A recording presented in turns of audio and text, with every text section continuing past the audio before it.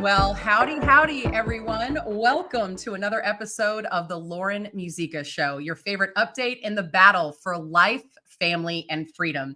So excited to have you joining me for another round. Once again, I'm Lauren Muzyka, attorney and human rights advocate, and I serve as president and CEO of Sidewalk Advocates for Life, the nation's largest peaceful sidewalk outreach organization. Today, I'm going to cut to the chase and tell you I am so excited to have with us in the hot seat, Steve Karlen of 40 Days for Life.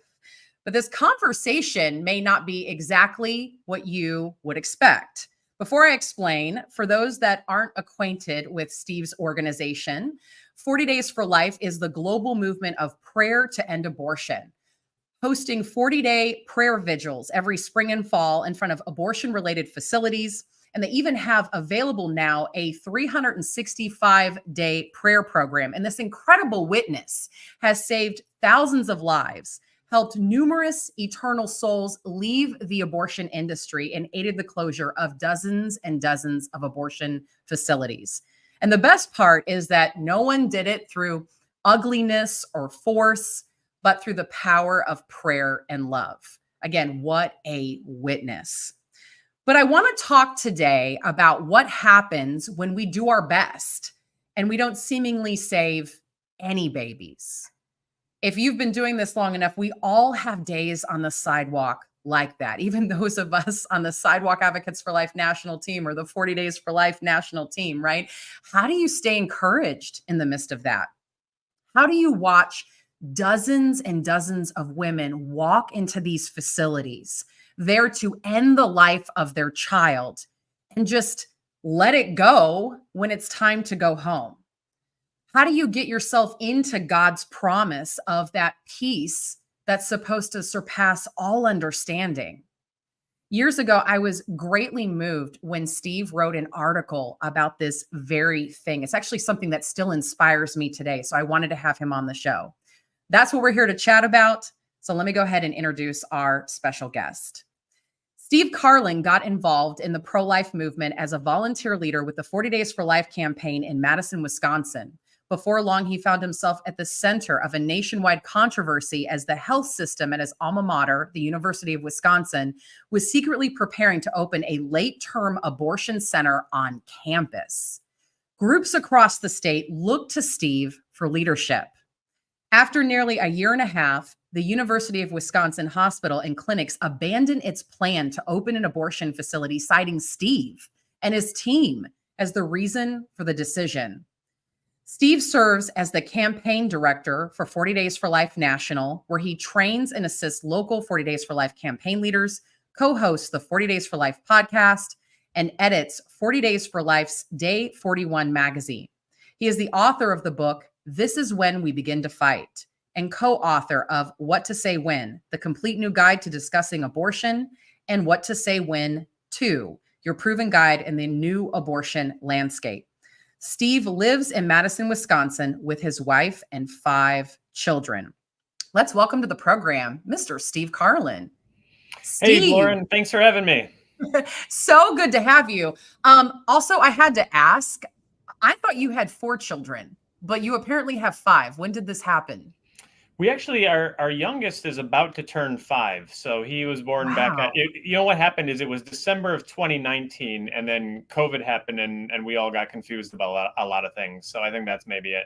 Okay. So I'm not like a totally terrible friend. It's just that you had the youngest during COVID and nobody was doing anything around that time. Exactly. So, okay, well, I'm caught up now on our show, so that's great. And I joke that even though you live in Wisconsin, you secretly want to be a Texan. Is this true? I would, if this is like the factcheck.org, I would give it like a partially true. Okay. I love my state. I love the Green Bay Packers, but I also have a fondness and affinity for Texas and the great people of that state. And the Dallas Cowboys, right? Let's move on. I've already derailed this conversation. I'll bring us back to center here. Oh, that was a dangerous question. All right. I'm a supportive wife. My husband is obviously a Cowboys fan. I just bring him a drink now and then, right? So anyways, okay. In a few minutes, tell us if you can do this, because Steve Karlen is Steve Karlen.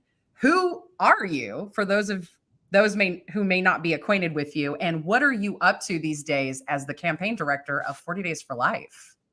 Sure. Yeah, that campaign director is a title that, like, what does that actually mean? What it means is that I serve and support our 40 Days for Life leaders across the United States and Canada. Mm, So these folks that are going out in the spring or in the fall or both or year round, and they're out there holding peaceful prayer vigils in front of the facilities where abortions are performed and the facilities where abortions are bought and sold.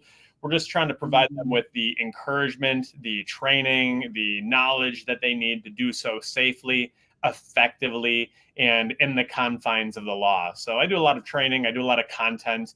We've got our podcast at 40 Days for Life. It's called the 40 Days for Life podcast. Super original title. So we do a lot of that stuff, just trying to do everything that we can to equip folks to make the difference and end abortion where they live. yeah, beautiful. Well, we know firsthand that there's so much fruit that comes from prayer and presence at an abortion or now abortion referral facility, right, in our pro-life states. 40 Days for Life is a great example of that. But the reality is we don't save them all. So I just wanted to ask you personally, how do you stay encouraged in the battle for life?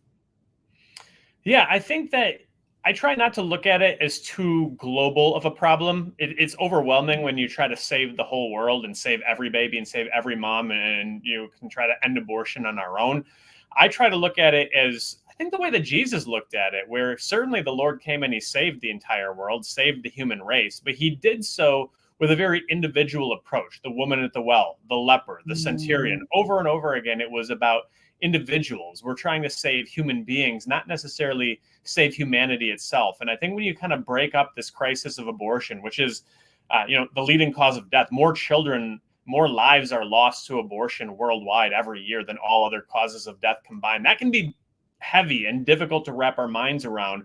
But when we're out there on the sidewalk, it reminds us that we don't need to save humanity. There's that woman and that baby walking into that facility. How can I love her where I'm at and where she's at?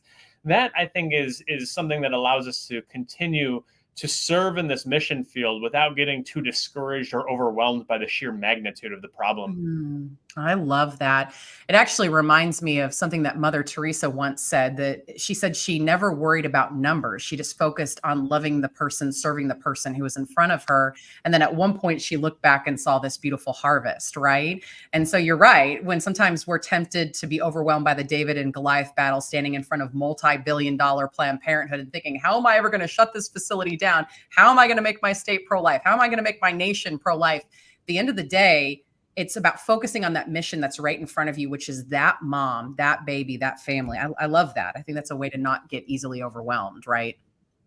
So good. Yeah, it absolutely is, because there's some things that are just beyond our capacity. And I think when we have that recognition, it's humbling to us. We don't try to go beyond what the Lord has placed in our lap. I think so often, from time to time, my wife has reminded me, Steve, you don't have to take the problems and the weight of the world on your shoulders. Just do what you've been entrusted with. So good. Yeah, crazy. It's something that I've actually been thinking about personally, right? Somebody already saved the world, and it's surely not me. And I'm just bringing his love, his peace, his hope out to the sidewalk. That's really what it's all about. We know, Steve, that God is often working in the unseen. All you have to do is talk to a former abortion worker. I think of Kelly Lester, a former abortion worker, who said, when you guys were out on the sidewalk and you thought nothing was happening, it's actually that a lot was happening inside the facility, much less in our hearts. When we sometimes think nothing is going on, we have these God moments where we realize he was actually doing a lot behind the scenes. Do you have an example of how you've witnessed this yourself? Well, I would say I would even go a little bit further than that. What you said is absolutely true. But I've seen not only when we think nothing's going on, but when we think that bad things are happening, I think in many cases where we face the most adversity, the most discouragement, the most temptation to give up or to despair, I've found that those tend to be the moments where almost inevitably a big victory is just around the corner. And I think the devil is aware of that victory around the corner too, and is trying to perhaps get us to throw in the towel before that victory is won. I got involved in this pro-life movement as a 40 Days for Life leader, really trying to prevent my alma mater, the University of Wisconsin, from opening up a late-term abortion facility on campus. And I can think of one particular February day where just everything was going wrong. I was getting criticism from volunteers. Some of it was deserved, some of it was unfair. Nothing was going right. There's just a lot of spiritual warfare going on. And I remember whining a lot about it, whining to my wife, like, fine, if I'm not doing a good enough job, then maybe someone else can take it over. And we let that moment of temptation pass. And sure enough, lo and behold, it was just a few weeks later that we found out that the university had pulled the plug on this plan to do these gruesome late-term abortions. And from working with 40 Days for Life leaders across the country, I can tell you that is not an uncommon story. I almost get excited when I hear about people getting frustrated or discouraged or battling spiritual warfare, because if they can hold on a little bit longer, you often see some victories. I think in particular, I've got a 40 Days for Life campaign leader in the Southeast United States. I'm almost positive she's also involved in Sidewalk Advocates for Life. And she had really come under just some unjust criticism of her leadership. And I said, hang in there. I really believe that you're onto something. And this is the enemy trying to derail you. And sure enough, not long after that, they saved like 19 babies in relatively short period of time. So thanks be to God. I think those are the things that really help keep us going in the darker moments. I love that. Wow. That's going to be some prayer time right there. So powerful. It's often that our next victory is right around the corner. Sometimes things have to break down before they break through, right? Ugh. Our friend, former Planned Parenthood director Abby Johnson, tells us that at the last Planned Parenthood conference she went to before she came to our side of the fence, they told her, and I think it's worth noting that they didn't know this statistic was going to get out. They didn't know Abby was going to have this huge conversion of heart and become pro-life and start sharing this with the world, right? But they told her that when there's a peaceful, prayerful presence in front of an abortion facility, that the cancellation or no-show rate can go as high as 75%. What does that tell you? I know you guys have talked about the statistic. We talk about it all the time. What does that mean to you in 40 Days for Life? Well, Lauren, you mentioned the article that I wrote about when we don't save any babies. And that almost becomes a little bit of a misnomer, because just because you don't know that you're saving babies doesn't mean that you aren't saving babies. I know you guys track how many confirmed saved babies you're aware of because of Sidewalk Advocates. We certainly do the same at 40 Days for Life. But you and us alike, we all specify those are just the ones that we know of. And so I am convinced that there are days where we are out there standing on the street corner, praying or doing advocacy, whatever the case might be. And the car drives by and gives you the finger and you think, gosh, is this worth it? It's raining or it's snowing or it's hot or it's cold and the kids have soccer practice and you need to pick up the dry cleaning and you'd rather be doing anything other than standing out on that sidewalk with no apparent benefit. It's altogether possible or even likely that the woman that flipped you off was followed by a woman who was coming for an abortion until she saw you and your love and your witness.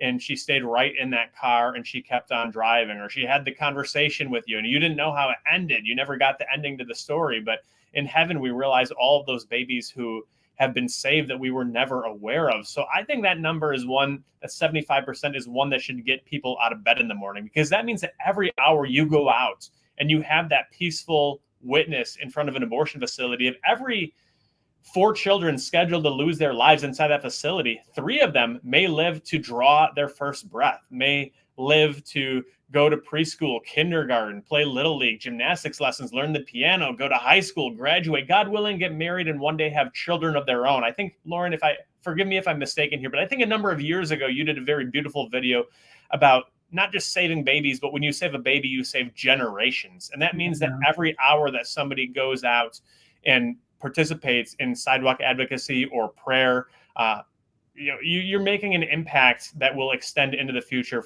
generationally. And I think that is definitely something that gets me out of bed in the morning. Yeah. Oh, such a beautiful thought. Steve, one of the biggest pieces of evidence that we're having an effect is when we're out there and the abortion center escorts, these volunteers that have been trained by the abortion facility to try to thwart our outreach, our prayer, to throw us off our game and steal our peace, right? They come at us and they do all sorts of things. They might blow kazoos, or we've had people with cowbells, banging in their ears, or they start, jeering at you. We even had a abortion center escort that went to one of our priests who was participating in our program and drew like satanic symbols around his feet, right? I mean, we have story after story after story collectively together of some of the antics of the abortion facility. Of course, you got workers, you've got directors, you got all sorts of people coming out and giving our people a hard time, turning on the sprinklers, trying to get them off the public right of way. What are one or two of your, I guess you could say, most favorite antics of the pro-abortion side? And again, what does that tell you about the effectiveness of the people who are out there? Well, one time I was out in Charlotte, North Carolina, and I was speaking at a prayer rally in front of the abortion facility, and somebody stood behind me with a sign that said, "This guy likes Nickelback," and I had never seen that one before. But oh, you poor thing! I'm so sorry. Yeah. Every once in a while, they're somewhat amusing. But I always tell our volunteers that we all, again, face that temptation to discouragement or wonder whether it really makes a difference. And when people who are surely busy people, I don't know a person in my life who would not describe himself or herself as a busy person.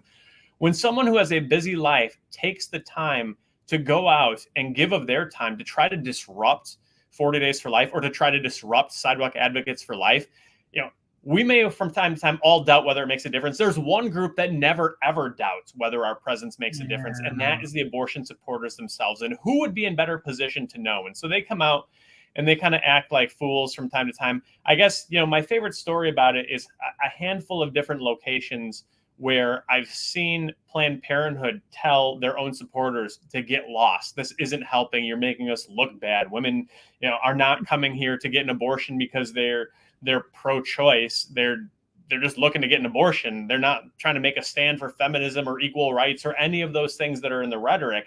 And so and once or twice, even then the protesters started protesting Planned Parenthood for not being pro-choice enough. I think that's my favorite. That's awesome. Oh my gosh. Yeah. I've been out on the public right away with Planned Parenthood. Yes. Yeah. Like you said, counter protesters. It was fun to watch them protest the prayer volunteers who they perceived were protesting the abortion business, right? Layers and layers of craziness there.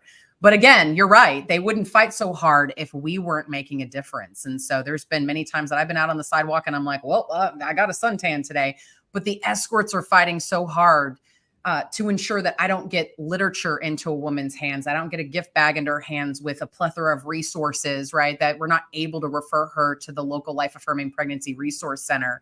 And again, that just tells me that they're afraid of something and really afraid of our effectiveness. I mean, this idea too of trusting women, right? Why can't we give them resources and options, hope and help? If we really trust women, why can't we trust them with all the information, all the choices? It's crazy how much they come up against us. And yeah, it shows right there that we are making a difference. I think it's counterproductive too. I think they really shoot themselves in the foot. I don't think that this approach that they take works. And it may feel like it works to someone who's out there on the sidewalk because, okay, normally I hand out 10 bags. Today I only handed out 1. They really inhibited my efficacy. I don't think so at all, because I think that there are, again, those cars that are coming and they're looking out there and they're seeing, okay, there's pro-lifers out, then there's the pro-abortion people, and they're, it looks like a circus. Maybe sometimes they really act crazy and you get the police there. One time we had the abortion supporters there and they were so rowdy that the police came out and they brought caution tape and ran it all the way around Planned Parenthood. You might not be handing a bag to that woman because she never stopped the car to pull into that parking lot. She said, "This is crazy. I'm out of here." And she chooses life for her baby. Right. Who wants to get their so-called health care at a circus or a shack, right? Unbelievable. Steve, a couple global questions for you. These are the types of things that we talk about when we're all hanging out at a conference after hours. We're having a drink. We pontificate about where the movement is going or the outcome of the election. So I'm going to get you on record with your thoughts here because you're always full of wisdom. Post-Roe America. I want to know if you truly ever thought that Roe would be overturned in your lifetime. And then how do you see us going from post-Roe to possibly abortion-free? Yeah, I can't say that I was predicting that the court was going to overturn Roe in the Dobbs decision, because I kind of compare it to the Charlie Brown episodes where Lucy's always yanking the football away. And we've seen so many great opportunities and so many lost opportunities over the years that I was Thomas. I was doubting Thomas of little faith. And I thought, well, they'll come up with some kind of like split the baby literally and figuratively, compromise. And so I was delighted when they didn't just overturn Roe v. Wade, they destroyed Roe v. Wade. And so this is great news, of course. And I think, how do we get from the Dobbs decision to an abortion-free America? I think it's going to take some time for people to recalibrate, because there's always a backlash against change. If you want to look at the times when pro-choice sentiment was highest in the polls, it's when you see a pro-life president elected or when the Supreme Court decided to overturn Roe. You want to see when pro-life sentiment is highest? It's right after the Obama election. And so Americans always talk about that they want change, but they are very resistant to change. They are afraid of change. And so I think we need to get used to this change.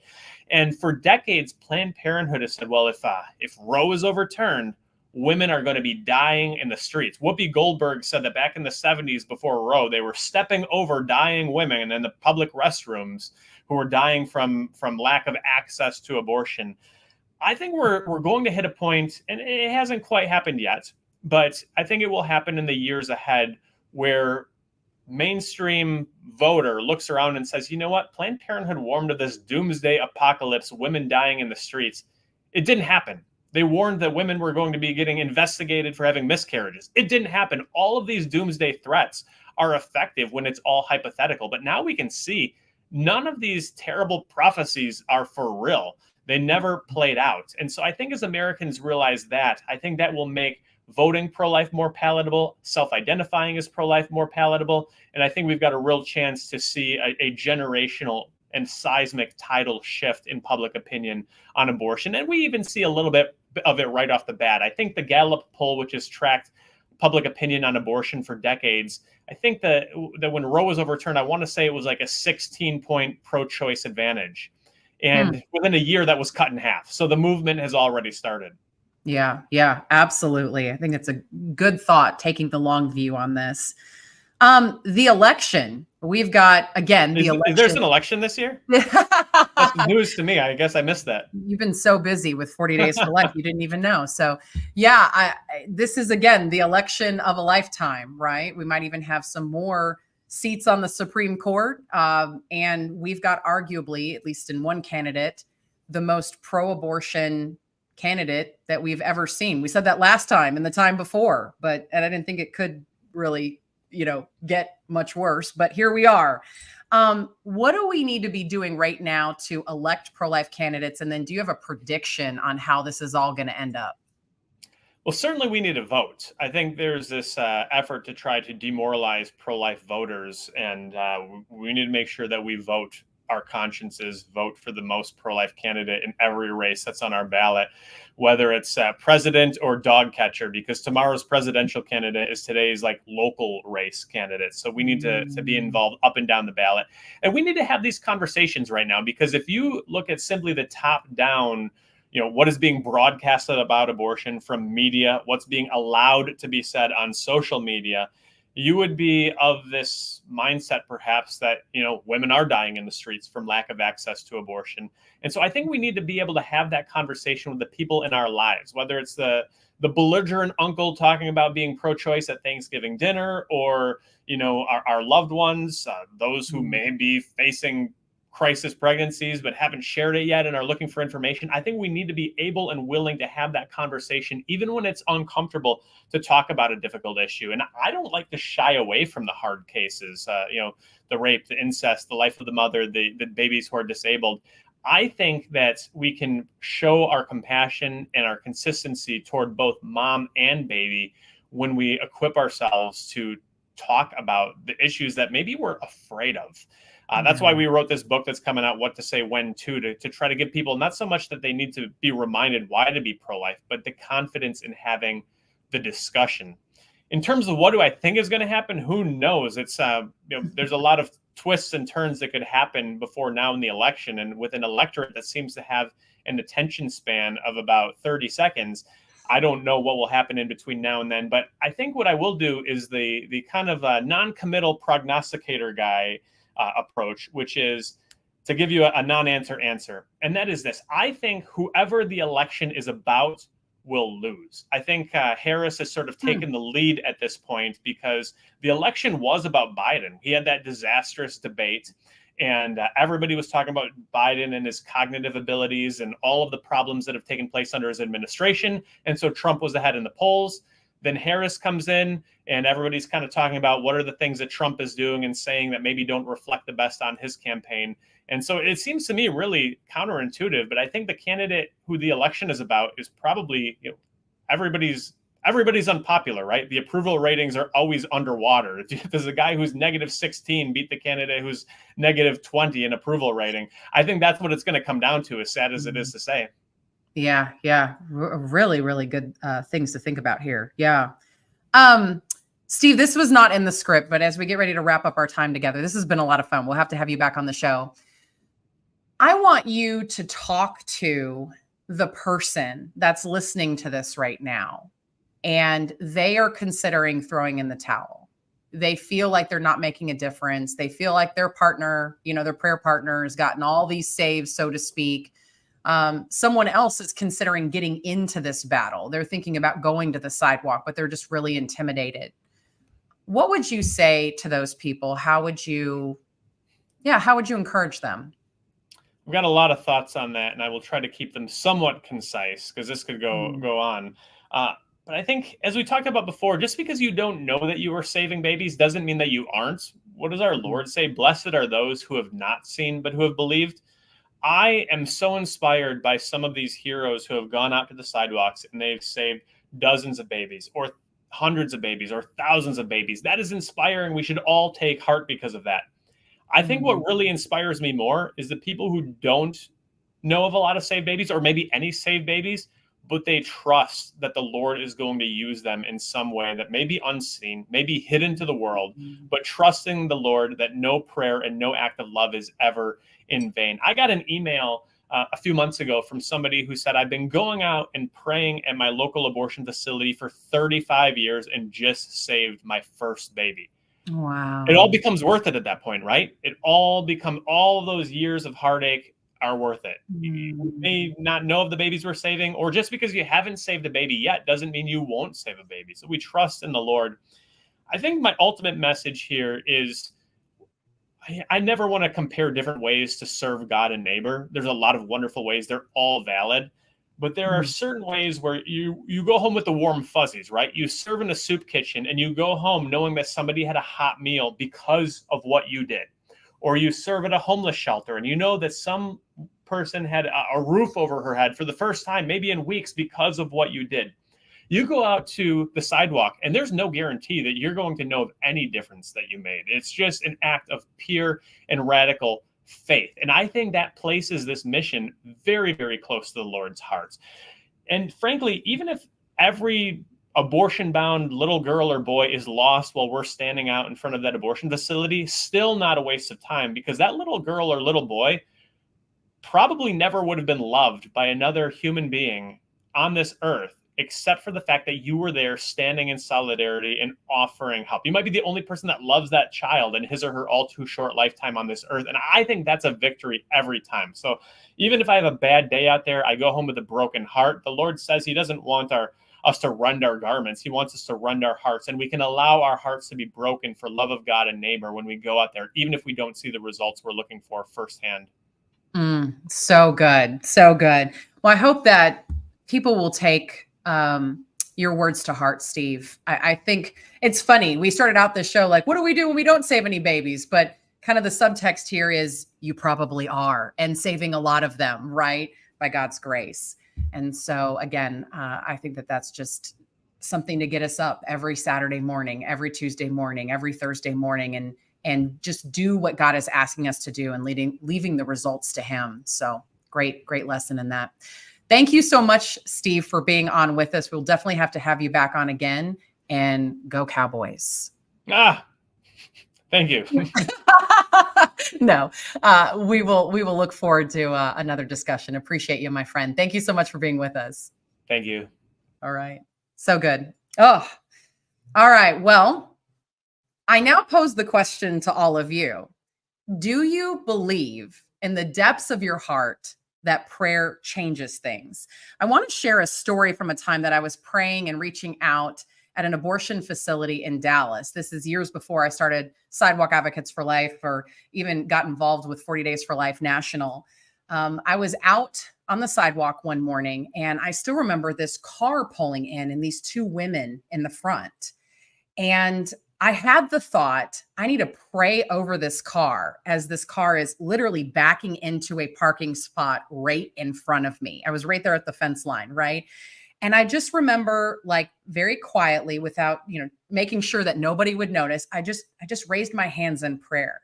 And I began to pray this beautiful prayer in my church called the Chaplet of Divine Mercy. And it's a meditation on the passion of our Lord and the power of that. So I was just quietly praying, for the sake of his sorrowful passion, have mercy on us and on the whole world. For the sake of his sorrowful passion, have mercy on us and on the whole world.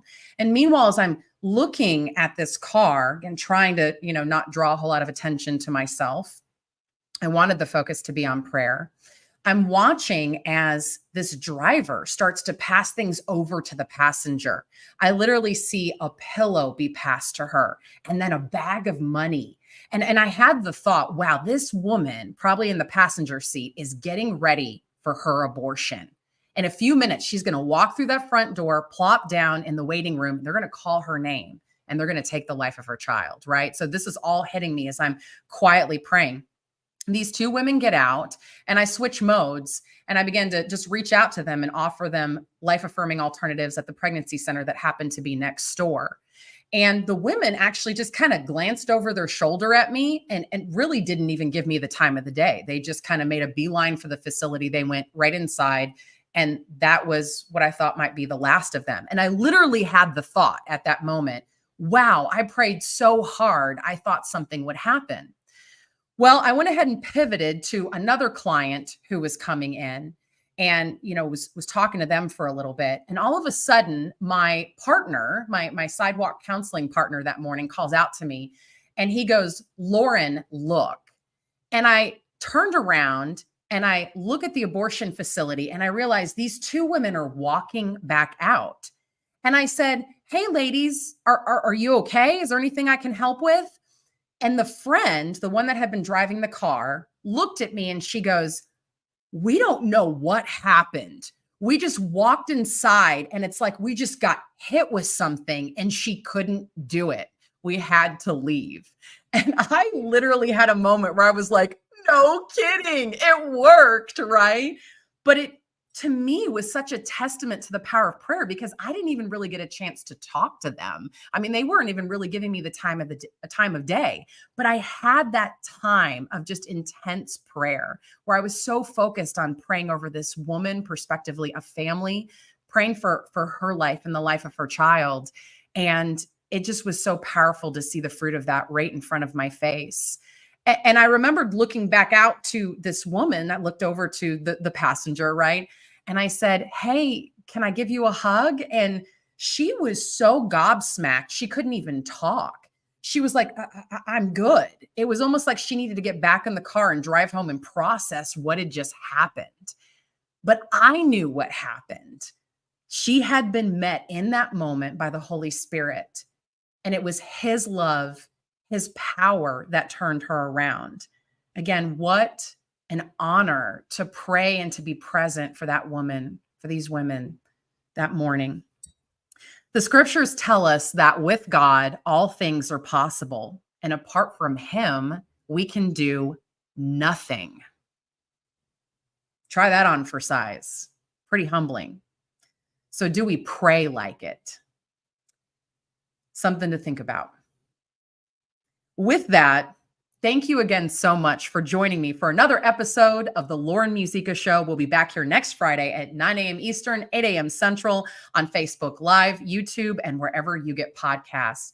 Thank you so much, everybody. Have a great week. We'll see you next Friday.